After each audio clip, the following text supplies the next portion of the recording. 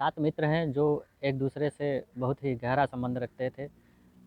सातों दोस्त हर दिन शाम को मिलते थे, पार्टी किया करते थे और पार्टी में यह नियम अप्लाई था कि हर रोज़ एक सदस्य सबके पार्टी का खर्चा उठाएगा। और जैसे मंडे हुआ, ट्यूसडे हुआ, वेडनेसडे हुआ, ऐसे अलग-अलग दिन अलग-अलग मेंबर सभी दोस्तों के पार्टी का खर्चा उठाता था, जितने भी सदस्य थे।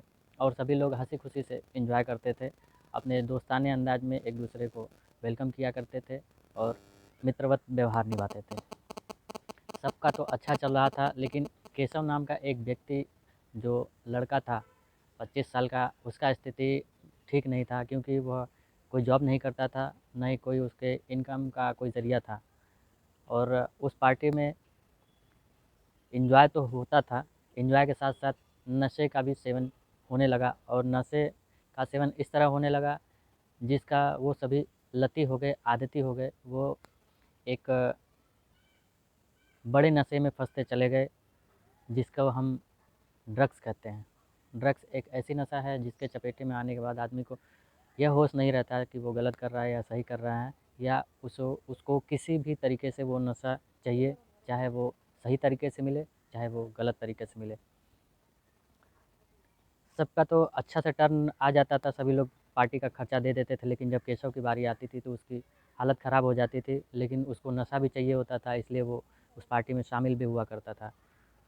सभी उसके दोस्त ऐतराज़ करने लगे कि केशव, जब तेरी बारी आती है तो तू नाटक करना शुरू कर देता है और सबकी बारी में तू आ जाता है, अच्छे से एंजॉय करता है, तो तू भी ऐसा ही कर। जब सबकी बारी आती है तो तू भी अच्छे से दोस्ती निभा, समय पर आ जाया कर और सारा तुम्हारी टर्न में पार्टी का खर्चा उठाया कर। लेकिन केशव परेशान हो जाता है, क्योंकि वो उसके पास नौकरी नहीं थी, न ही कोई इनकम सोर्स का ज़रिया था। घर पर वो मारपीट करता था, लड़ाई झगड़ा किया करता था, पार्टी का खर्चा उठाने के लिए घर से पैसे चुराता था, मांगता था, नहीं मिलता था तो हंगामा करता था घर पे। 3 नवंबर को वो अपने घर से झगड़ा कर लेता है और पैसे की डिमांड करता है। घर से पैसे न मिलने के वजह से वो घर छोड़ देता है और आता है 19 नवंबर को। 19 नवंबर को आने के बाद भी वो पैसे का डिमांड करता है अपने माँ-बाप से, अपने बहन से और अपनी दादी से। कोई उसको पैसे देने के लिए तैयार नहीं होता है और ये पैसा ना देने का अंजाम पूरा परिवार इतना बुरी तरह भुगतता है, जिसका कोई भरपाई नहीं कर सकता, जिसका कोई कीमत नहीं दे सकता। नमस्कार दोस्तों, मैं विजय कुमार चौहान अपने इस एपिसोड कहानी कंटिन्यू में आपका स्वागत करता हूं।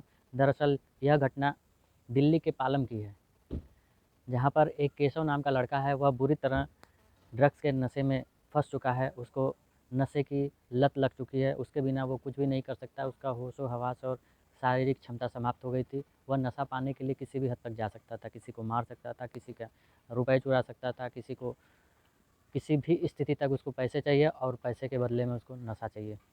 वह 19 नवंबर को आता है, अपने दादी माँ, अपने घर के सदस्य से पैसे माँगता है। सभी लोग ने साफ-साफ इनकार कर दिया और उसको कहा कि तू नौकरी कर ले और तू अपना खर्चा उठा, चाहे नशा कर, चाहे खाना खा, चाहे दारू पी, जो कुछ भी कर, लेकिन तू अपना खर्चा स्वयं से उठा, तेरी मदद कोई नहीं करेगा, क्योंकि जितना करना था सबने कर चुका, अब और नहीं।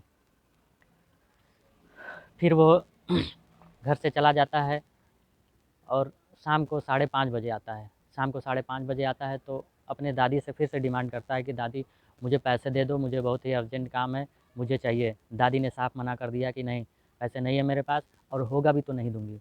उसने किचन में गया, धारदार हथियार लिया और वहाँ से चाकू लेकर अपने दादी का खात्मा कर दिया। दादी के मर्डर के बाद जब उसके पिताजी 7:30 बजे आए, तो उसने अपनी माँ का ये हाल बुरा देखकर उसने आपा खो बैठा और वो उसको पीटने लगा। उसने अपने पिता को भी उसी तेज़धार हथियार से मार डाला, कत्ल कर दिया और वह लाश से छुपा रहा था, दादी को उसके बेड के नीचे और अपने पिताजी को बाथरूम में छुपा दिया। उसके बाद उसकी माँ आती है, उसकी माँ को फिर वो पैसे माँगने लगता है कि माँ मुझे पैसे दो, मुझे चाहिए। माँ भी मना करती है कि नहीं है मेरे पास पैसे, और वो दादी को ढूँढने लगी। तो दादी के कमरे में सारा सामान अस्त-व्यस्त था और उसको खून के छींटे दिखाई देने लगे, तो उसकी माँ उसको डाँटने लगी कि क्या किया तूने, दादी का कहाँ है? जब जब उसने बेड के नीचे देखा तो दादी की लाश पड़ी थी और इस स्थिति में उसने अपने माँ को भी कत्ल कर दिया। माँ के मरने के बाद जब 9:30 बजे उर्वशी आती है, उर्वशी के आते ही जब वो देखती है घर का क्या हाल है और घर में 4-4 लाशें, 3-3 लाशें पड़ी हुई हैं। उर्वशी जैसे ही घर में आती है, आते ही घर की घर की हालत देखकर उसका कलेजा फट जाता है और 3-3 लाशें देखकर उसका होश उड़ जाता है, तो वो चिल्लाने लगती है और बचाने का गुहार लगाने लगती है। तब तक केशव उस अपनी बहन उर्वशी पर भी झपट पड़ता है और उसे तेज़धार हथियार से उसका कत्ल कर देता है। यह आवाज़ उसका चचेरा भाई कुलदीप सुन रहा था। कुलदीप को ये आवाज़ सुनते ही वो भागकर घर पर आया, केशव के घर पर आया और वो जैसे ही उर्वशी को मार चुका था, भागने की कोशिश कर रहा था, कुलदीप उसका पीछा किया और उसको धर दबोचा। उसके बाद उसने पुलिस को फ़ोन किया। पुलिस को फ़ोन करने के बाद सारी घटना का जायज़ा दिया। उसने बताया कि यह सर लगभग 10 सालों से नशा का लती हो गया है और यह पूरे परिवार को अस्त-व्यस्त कर दिया। इसने घर में मारपीट की, माँ, बहन, पिताजी, दादी को सबको परेशान करके रखा था और इसे रिहैब सेंटर से भी लाया गया कि यह सुधार गृह गया था कि सुधर जाएगा, मान जाएगा, इसकी हालत अच्छी हो जाएगी, लेकिन यह सुधरने का नाम नहीं लेता। अब इसको सज़ा की ज़रूरत है, इसको ले जाइए। इसने अपने परिवार का पूरी तरह खात्मा कर दिया। अब इसको जो करना है वो करे, इसकी सज़ा जो कानून देगी इसको लेके जाइए। जाते-जाते पुलिसकर्मियों ने बताया कि जब वो केशव को जेल के लिए ले जा रहे थे, तब केशव ने चिल्लाते हुए कहा कि कुलदीप, मैं भी तुझे छोड़ूँगा नहीं, जैसे ही मैं रिहा होके आऊँगा तुम्हारा भी मर्डर कर दूँगा, तुम्हारा भी कत्ल कर दूँगा। यह बात पुलिस ने स्वयं कही। इसका भी धमकी देने का एक रिपोर्ट दर्ज है। लेकिन दोस्तों, नशा को क्या इतना सर चढ़ाना कि अपना ही परिवार ख़त्म कर देना, अपना ही जीवन समाप्त कर लेना। हमको ऐसा कार्य करना चाहिए कि अगर किसी भी चीज़ का लत पड़े तो उसको हमारा लत ना पड़े। या कहने का मतलब ये है कि कोई भी चीज़ इंसान के लिए बनी है तो इंसान उचित मात्रा में सेवन करे। इस तरह ना यूज़ करे कि उस इंसान को ही वो चीज़ खा जाए। इसलिए जीवन रक्षा बहुत अनिवार्य है। उसको समझ जाना चाहिए कि नशा अंत का जड़ है। नशा से उसका परिवार समाप्त हो गया, नशा से उसका ख़ानदान समाप्त हो गया। अगर वो दिमाग से काम लेता या शांति तौर पर सोचता कि उस नशा करने से उसका क्या फ़ायदा होने वाला है या क्या भला होने वाला है, तो वो इतना बड़ा कदम नहीं उठाता, अपने परिवार को समाप्त नहीं करता।